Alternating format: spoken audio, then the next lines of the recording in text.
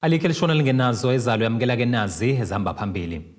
Kutuswe Inkosi Yasemaqongqo.Bayalulama okusolakala ukuthi baphuze amanzi anobuthi. Kanti umndeni osizini lokulahleka komntwana. Lezi zindaba ze1KZNTV zifundelwa uSiyabonga wakaduma nina bezulu elidume esandlwane siyakhuleka. Kukhunjulwe ingqalabutho yezombusazwe Inkosi uMhlabunzima Maphumulo unobhala we-ANC kuzwelonke ufikile embalula kanye nabenhlangano yabaholi bomdabu icontrolesa bachaza uMaphumulo njengomunye walabo abadlala indima enkulu kuleli. Umbalulu uhambele ikhaya lakwaMaphumulo ngaphambi kokudlulela enkundleni yezemidlalo eMaqongqo okuyilapho bekubanjelwa khona umcimbi. Umphakathi ke nobuholi be-ANC kwaZulu Natal bephume ngobunengi babo ukuzolalela ke inkulumo kaMbalula. Inkosi uNhlakanipho Maphumulo wesizwe saseMbambangalo eMaqongqo uthi lenyanga isho likhulu kubo. Usho kanje kwisikhumbuzo sikayise osakhothama owahlaselwa wadutshulwa Inkosi uMhlabunzima Maphumulo. Kulenyanga kwazalwa inkosi engizalayo uMhlabunzima Maphumulo. Usuku ke thina silijabulela kakhulu lolu olwenzekile nolwenzekayo namhlanje ukuthi kuqhakambiswe impilo neqhaza Inkosi uMaphumulo eyalibamba emzabalazweni nasenkululekweni yabantu baseNingizimu Afrika. Ngikubalula ukuthi akuqali ukuthi kube nesikhumbuzo senkosi. Uhlelo lolu lwaqala eminyakeni embalwa edlule. Cishe yokuqala i-memorial lecture yenziwa ubaba uWillisimchunu. Kwakhona eyenziwa ubaba uZweli Mkhize. Eyesithathe kwakufanele ilandele izwe lahaqwa ile sifo ekuthiwa i-COVID-19. Kusukela lapho ke azange zibe khona ikhumbuzo kodwa ikhumbuzo ke eyikhumbula Inkosi uMaphumulo noma ke zibuye zisivusele ilukuluku nenyembezi zokuthi ubaba wahamba ngendlela eyisikhu kangakanani. Unobhala jikelele we-ANC kuzwelonke ufikile embalula uthi Maphumulo wayeyimele iqiniso. Sizokhumbula igorha inkokheli phakathi kwenkokheli Inkosi Maphumulo Mhlabunzima. Inkokheli yayimele iqiniso eyabulalelwa ukulwela intuthuko yabantu nokulwela uxolo. Namhlanje silapha ke sizoyihlonipha senza isikhumbuzo ngemisebenzi yakhe. Simenywe apha icontrolesa. Silapha ke uzosibophelela singukhongolosi ukuthi thina sizawuhlala sisebenzisana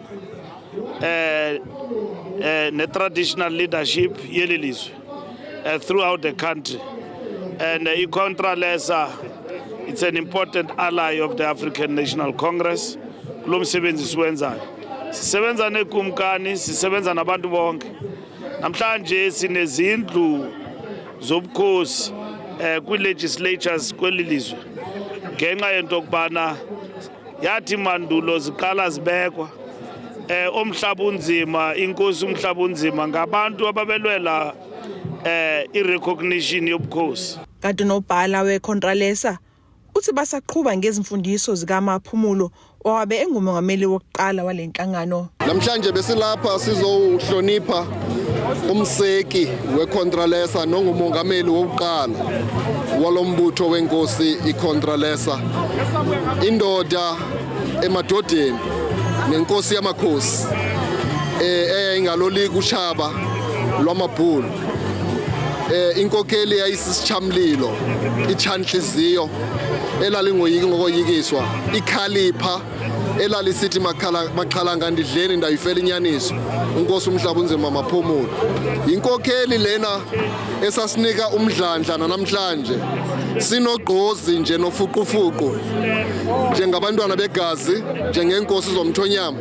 Into kokubana nguye owasibonisayo indlela wento kokubana sime sifunge singajiki ukwenzela bana kweli lizwe ilifa lethu lemveli singabantu abamnyama lingalahleki kwaye inkosi ngabo abangabanini belilifa kufuneka bahlale behleli bese sizikithini solawulo selizwe. Kanti unxuse iANC ukuba ingajiki kwizifungo zayo. Yiyo lonto sityumbe unobhala jikelele wombutho wesizwe iANC okubana azozothulela intetho yosuku ukwenzela uba enze kubekho ungqamano anike nesiqinisekiso kumakhosi ingonyama amakhosana induna into okubana iANC ayijiki kwisifungo ayayisenzile kwaye lo msebenzi sikwawusebenzisa ekukhumbuzeni inkokheli ze-ANC okubana umbutho lo wesizwe wasekwa zinkosi ezalwa imfazwe namadabi anzima sikhusela lo mhlaba ngoko ke iANC kufuneka ihlale ithi gqolohoqoqho iphefumlelana nenkosi ukwenzela uba ithathe umyalezo onguwo wokuqinisekisa uba elizwe lihlala limanyene lizikhathalela inkosi nangendima yazo. Ezindabeni ze1KZNTV ngu-Ayanda Dube ngisemaqonqo eMgungundlovu.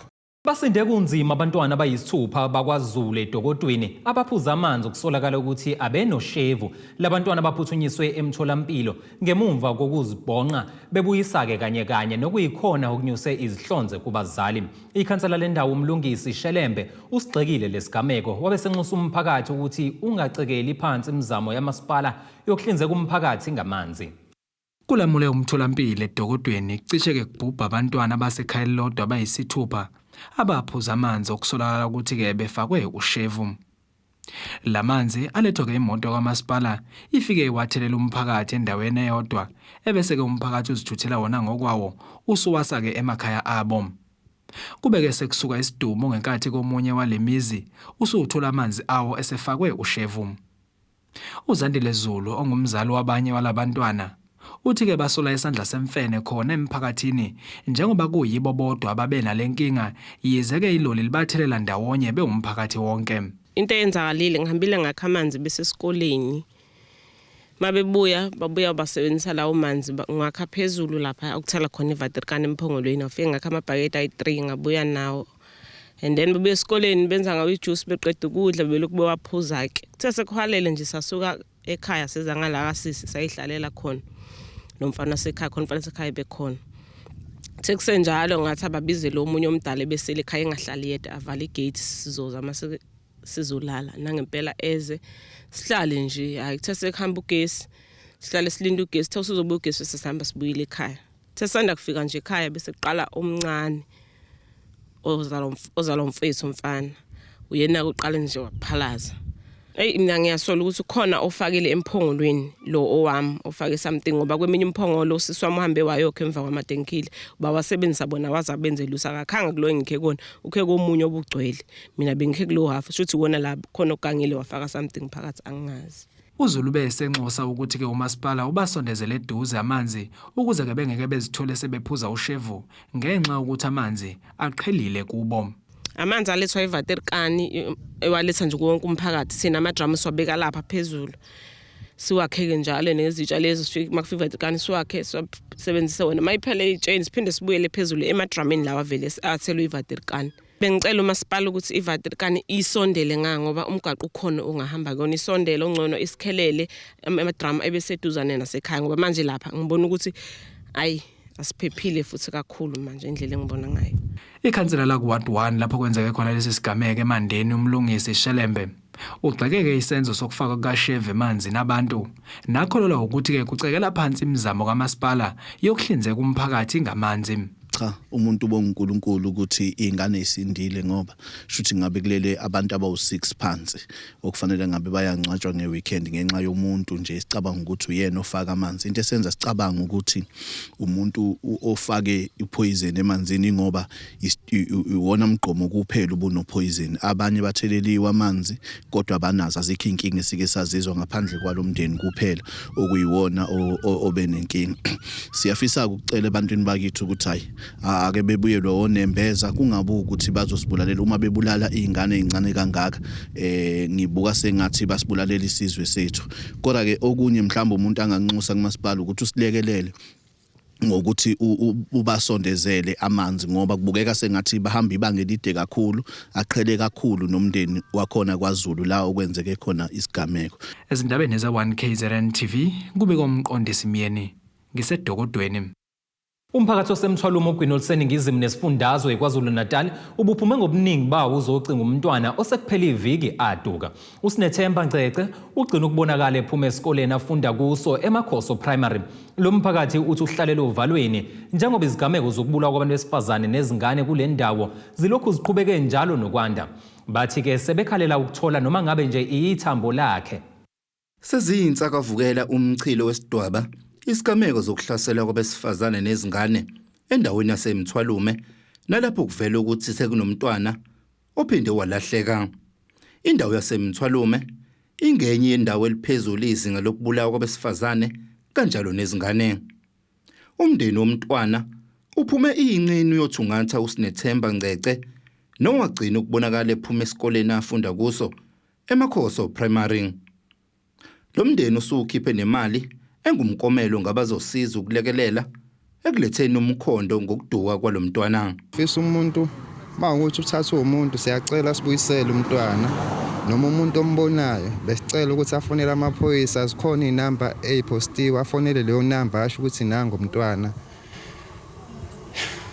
Noma abuke siphi isimo siyacela ukuthi yasibuyisele noma ngabe lekhona akasekho right sicela noma umthatheke ambeke emgaqweni osobala ukuze lazobona khona abantu ngoba amshonje bahambe egqoka uniform uma embeka noma semgaqweni abantu bazomrecognize ukuthi iyona lengane ilahlekile noma ahazi ngathini noma mekumuntu oseduze noma ngamthatha ke ebusuku amthatha yombeka noma isesangweni ukuze mesivuka ekseni sivuke simbone kodwa nje uma isiphetho simtholile nje noma abuke siphi isimo sizokwamukela kunokuthi sihlale kanje singamtholi. Abenhlangano iWomen of Umthwalume nabo bebeyingxenye yokuthungathwa kwalomntwana kwenye izindawo esiphenduka isidleke sokulahla kwabantu abasuke bebulewe.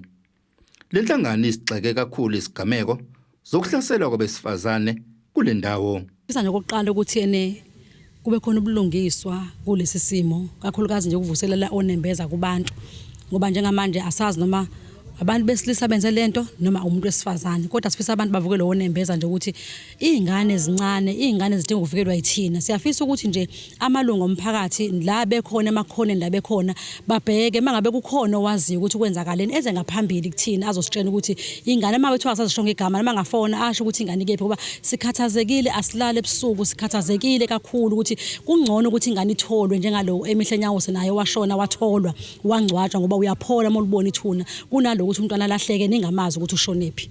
Imeya uMasipala uMzumbe naye isigxekile kakhulu isigameko zokuhlaselwa kwabesifazane nezingane nokuyinto ehlalisa umphakathi wakule ndawo Lupho Jozi. Njengomphakathi ke sebesesenza uhlelo lokuthi ake sibambisaneni sibukisaneni ukuthi singalekelana kanjani ukuthi sifune siqalile ke singena manje kusuka nje ngolesihlanu kwakungenwa house to house kulo area eduze kwesikole iMakhoso Primary School njengamanje sikwenye area la le ndawo eyikade kulahlwe khona abantu ngo2020 ababekade bebulewe sikulo ndawo ke nakhona singena emafokozini la endaweni emahlathini siyabheka ukuthi ngase kwenzeke ukuthi umntwana wethu usenaye sekuvele leso sigigaba kodwa siyanxusa ke njengamanje ukuthi umphakathi kuba bonke abasizwayo sicela ukuthi bamdedele umntwana wethu abuye ngoba sinenkolelo ukuthi ubengeka lahleke ezambela yedwa agcine engatholakalanga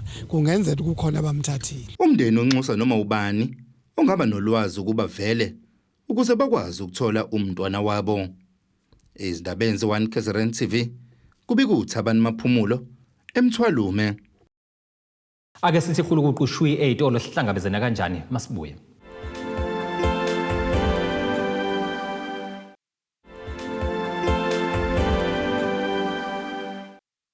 Ake sikubingelele siphinde sikwamukeleke mungabe usanda kubukela izindaba zethu yamukela ke nazo izihloko ezihamba phambili namhlanje. Kutuswe Inkosi Yasemaqongqo.Bayalulama okusolakala ukuthi baphuze amanzi anobuthi kanti umndeni osizini lokulahleka komntwana. Abemboni yezokuthutha ngamatekisi ngaphansi kaSociation Greater North bafuna izimpendulo eziphuthumayo ngodaba lwesikhumulo sabo samatekisi endaweni abadlizambane likaPondo eMhlanga. Unobhala walo session uBheki Mthembu uthi kubaphatha kabi ukuphenduka kwabo ndengasithebeni bengenayo indawo eqondene nabo. Kwaziseke banawo wonke amaphepha abavumela ukuqhubeka umsebenzi wabo kule ndawo. Umvelase uthi kuze kube yimanje kayikho indawo eqondile asebekhonjiswe yona njengabazosebenzela kuyo. Ubekhuluma neziko lezindaba kulandela isigameko salabo abavala umgwaqo ongenele eMhlanga eqaleni kwesonto. Bafuna izimpendulo kumasipality kanye nabenxenxethela yezitolo iOceans Mall abanikazi bamatekisi angaphansi kaSociation iGreater North ngodaba oluthinta isikhumulo sabo samatekisi asebenzela eMhlanga okuze ke kube yimanje kacaci ngaso. Ngaphambi kokuthi kwakhiwe leOcean Mall lapha la yakhiwe khona kwakade kunerank yamabhasi neyamateksi nezinye izinto njengeposi. Kodwa ngesikhathi kwakhiwa leya ndawo kwakukhona inkulumo ke yayithi ke abakha imall bobe sebebhekelela ke ukuthi rank balakha kanjani njengoba bakhela kade khona irank. Kodwa kuthema sebakhile kwathola ukuthi irank ayisekho indawo ekhonjwayo yokuthi kuzokhiwa irank. So sesike sahamba ke indawo eziningi nomasipala weTheku sibheka ukuthi ikuphi la ngase kwakhiwe khona irank lamateksi eMhlanga. Only to find ukuthi njengamanje ayikho indawo identifyikayo ukuthi ngakhiwa kuyona irank. So inkinga enkulu kakhulu nje ukuthi asinayo indawo yokuranka ekubeni sinama operating license. Uzokhumuleka ukuthi muva nje kudaleke isiminyaminya emgwaqweni ekule ndawo yabadlizambane likaPondo ngesikhathi ke abamatekisi beqoka ukuyovala imigwaqo engenela khona ngenhloso yokukhombisa ukunengeka kwabo ngokungazitholeki izimpendulo eziqondile. Elandisa iziko lezindaba uMthembu uvezeke ukuthi nakuba ikhona indawo abahlinzekwe ngayo ukuba ke basebenzele kuyo kepha kayanele njengoba ke benamatekisi athuthela izindawo eziningi kakhulu nokuphoqa ke ukuthi ke amanye agcine esephenduka ondingasithebeni nokwenza ke abe ukudla kamasipala omkhandla iTheku. Umhlangano la bebezo presenta khona into ethi indawo yokulayishela abamatekisi ekutholakala ukuthi amabay awu 42 if I'm not mistaken la bekuthiwa sizosebenzela khona. Kulawo mabay awu 42 akwazi ukusinceda ngoba sinama association awu 12 akuyiwona anabantu abayisemhlanga baphinda bathatha bagodukise. So ke ngokuyibuka kwami le nto lawo mabay ababewenzile ayingalungela usociation wakhona eMhlanga not thina esiletha abantu sibe sibathathe sibayise emakhaya. So bahamba ke kulowo mhlangano besayobheka ukuthi yini okungcono bangase babuye nakho kuze kube namhlanje naka bakaze babuye. Estatementeni esithunyelwe umasipala iTheku uvezeke ukuthi uhlangane nezinhlaka ezithintekayo ukuzama ke ukuqhamuka nesixazululo. Abemboni bathi ke kabayimisele ukuphinde babuyele emgwaqweni kepha bafisa izingxoxo ezinesithelo ezinhle. Indawo eyidentifyiwe esasi identify nomasipala prior to this enye yazo nje ise Sibaya ekude kakhulu nokusuka la eMhlanga uyo ranka eSibaya ukusebenza la eMhlanga. So ke njengamanje na ke sizolinda siza ukuthi uma bebuya ke bezathina sizohlala phansi sikhuluma yini abeza nayo. Asimisele ukuthi sibuyele emgwaqeni esimisele ngakho ukuthi ingxoxo ziphume nesisombululo esizokwenza ukuthi sikwazi nathi ukusebenza ngendlela ekufanele sisebenze ngayo. Ezindabeni ze1KZNTV kube kuntombi khona Mvubu eThekwini. Iqeqebane lamalungu enyunyana yezisebenzi zikahulumeni Public Servants Association esifundazweni KwaZulu-Natal babhikishe ngaphandle kwamasango esikole sabakhubazekile ogama laso yiwathintwa School for the Deaf eNtshanga. Ekhuluma ke neziko lezindaba omunye abaholi balenhlangano uveza ukuthi amalungu abo asebenza amahora amade futhi kasebenza amahora amade engaphumuli. Bafuna umnyango wezemfundo esifundazweni ungenelele ezinsolweni zamalungu akhala ke ngokungaphathwa kahle. Bakhala ngokuphathwa ngesandla sensimbi uthisha inhloko walesikole. Njengendlela yokuzama ukuzwakalisa ilaka labo abasebenzi benyunyana iPSA esikoleni sabantwana abakhubazekile banqumeke ukubhikisha ngaphandle kwamasango alesikole bekhala ke phakathi kokunye ngokuphathwa ngesandla esihlukile uthisha nhloko waso. Umphathi walesi sikole sesizame ukuxhumana naye kaningi, sicela ukuhlangana naye ukuze sikhulume indaba eziqondene nabasebenzi namalungelo ngokwe Labor Relations Act afanele ukuthi bebe nawo njengabasebenzi. Kodwa ke kubonakala kulesi sikole ukuthi ikakhulukazi particularly ama members angaphansi kwenyunyana eUPSA abayizimembers zayo baye bahlukunyezwe bona baphathwe ngesandla esinendluzula kunabanye. Omunye wabaholi balenhlangano ulandiseke iziko lesindaba ukuthi njengoba lesikole singesabantwana abakhubazekile abasebenzi baso kuyalindeleka ke ukuba basebenze usuku lonke noma ke imini nobusuku ukuqinisekisa ukuthi abantwana banakekelekile, kepha kuningi ke ungaphatheki kahle kwabo abasebenzi. Uvezeke ukuthi esigamekweni sakamuva kunomsebenzi okuze kwadingeka ukuthi ke kungenelele umnyango wezemfundo esifundazweni ukuba ke asuswe lapha atholele esinye isikole. Kunento nginencwadi ekhona ephuma kumsebenzi ongaphakathi othe esiza ezama ukusiza izingane ngoba sikhuluma ukuthi sikhuluma ngezingane ezifisa ukunakekeleka la.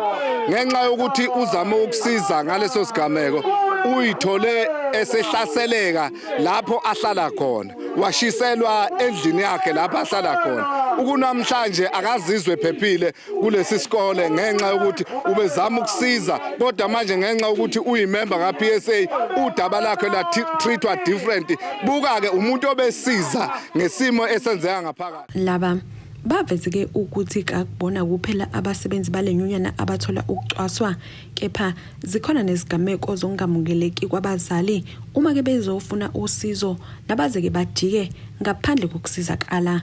Bathi ke bakhathazekile ukuthi uma kuqhubeka lokhu kuzogcina sekholela ekuhlukumezekeni kwabafundi. Banxuseke nomnyango wezemfundo ukuba ke ungenelele. Yabona uma ngabe uzoba nomsebenzi ongajabulile ekuthena asebenze ngabantwana ngalendlela efanele asebenze ngayo, okusho ukuthi abantu abazophinde bavictimizeke futhi kakhulukazi ibona abantwana abafunda ngaphakathi abadinga ukunakekeleka okungaba 24 hours. Uma ngabe kukhona abasebenzi ngaphakathi abangajabulile ekutheni izimo zokusebenza ngaphakathi, okusho ukuthi abantu abahlukumezeka kakhulu ekugcineni abantwana bethu esibaletha kulesikole. Asikwazi nje ukusuka sithi sesiyokhuluma nongqongqoshe ngaphambi ukuthi sazise umphathi isikole ukuthi yilezi izikhalo zethu esinazo. Ingakho namhlanje size la ukuzondlulisa izikhalazo zethu ekutheni ekungaphathekeni kwethu kahle kuqalela siqale kuye umphathi wesikole simazise izikhalazo zethu okuzothi uma ngabe ngasiphenduli ezinsukwini eziyisikhombisa sindlulele phambili ekutheni sikwazi ukuthi siye emnyangweni wezemfundo noma ngithi head office ezemfundo eMaritzburg lapho sesiyocela khona ke ukuthi inhloko yomnyango ubaba uNgcobo akwazi ukungenelela sondele eduzane. Imizamo yokuthola ukuphawulwa kwabomnyango iyephunzile. Ezindabeni ze1KZNTV kubi kuntombi khona Mvubu ngesethekwini. Lichazwe njengomuntu obesezinikele ukusebenza umphakathi ikhansela le-ANC kumasipala eRay Inkonyeni. Lokhu ke kuvele kwinkonzo yesikhumbuzo kakhansela uMfanifikile Mnqongisi wakuWard 23 odlule emhlabeni ke emva kokugula. Kusingathi inkonzo yesikhumbuzo yekhansela likaKhongolose ebeliphethe kuWard 23 ngaphansi kwamasipala iRay Inkonyeni. Umfanifikile welcome Mnqosini uchazwe njengomuntu obewukhathalela umphakathi futhi esebenza ngokuzethemba nangokuzinikela. Leli ikhansela lidlule emhlabeni emva kokugula kanti abomndeni bazwakalisa ukubonga ngokwesekwa umasipala kulesikhathi esinzima.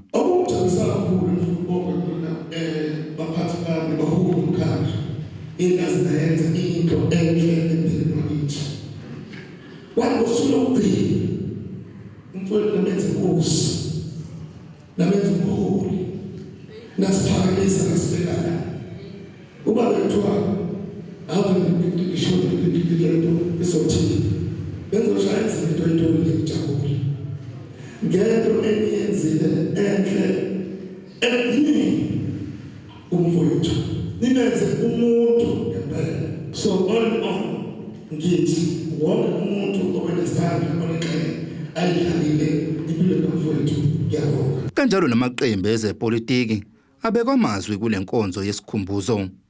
Ilungu le-ANC esifundazweni KwaZulu-Natal uZinhle Cele unxusa umndeni wekhansela ukuhamba ezinyathelweni zikaMnqosini. Kanjalo neqembu le-IFP lidlulisa amazwi kule nkonzo yesikhumbuzo. Comrade Abaphuze, one of the things that ngiphathisa zona, comrade wami. Awufike batshele la ushiye khona ukuthi kunzima kangakanani. Bantwana bami bingawulahleki. Ngisho ngathiwa usefika umuntu uthini kunina ngalo ANC. Nisithathe isipiye that your father gave you. Nihambe naso, nikhule naso. Somlomo ngifuna ukuphosela i-challenge kulomfihlo noma kule nkonzo yesikhumbuzo samfuni Inkosi ukuthi we are counselors asere kunye nolenselelo. Eyokuqala ukuthi we need to devise measures for us to go out and distress. We can't be seated, we counsel taking decisions all the time on behalf of abantu abayi-1,000 and no one is coming back to them to say thank you. At that time, no one is also thinking what you are having impilo edingunakekela. Ngoba ezinye izinto ezibulala amakhansela yicelo esuke ziqonde kongqobona kodwa singenawo amandla okusifezekisa ngoba impilo yamakhansela icele kuma-officials.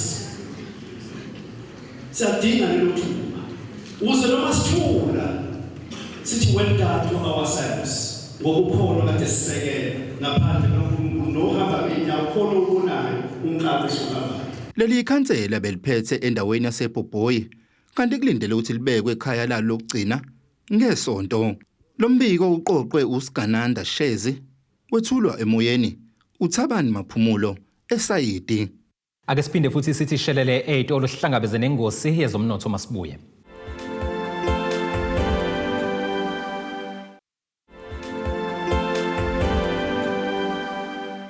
Asibingelele siphinde sikwamukele mongaba usanda kubukela izindaba zethu nazi izihloko ezihamba phambili namhlanje.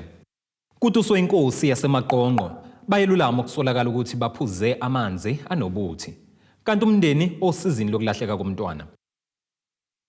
Ake sikubhekele ingosi yezomnotho.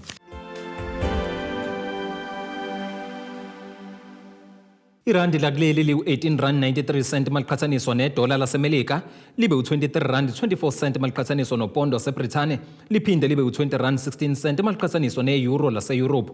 Igolide ke lona lingu-$1,925.32 i-ounce kuthi uwele ongahluziwe ube u-$93.30 umphongolo. Ake sikubhekele engosini yezemidlalo.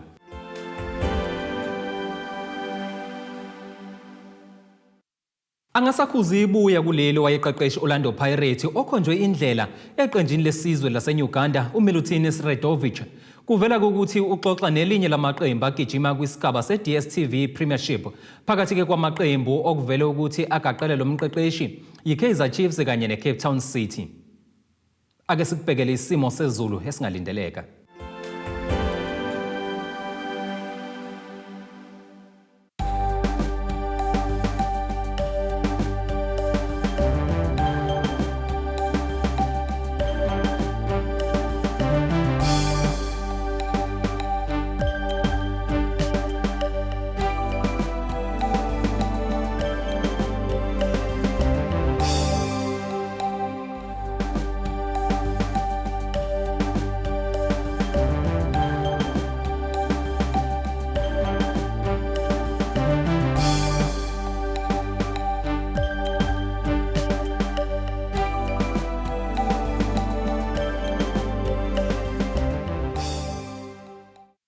Zulu mnyama ondlela zimhlophe siyaziguqisa bese kuphathele zona namhlanje hlangabeze ithimba na kanjani kusasa ngesikhathi esifanayo.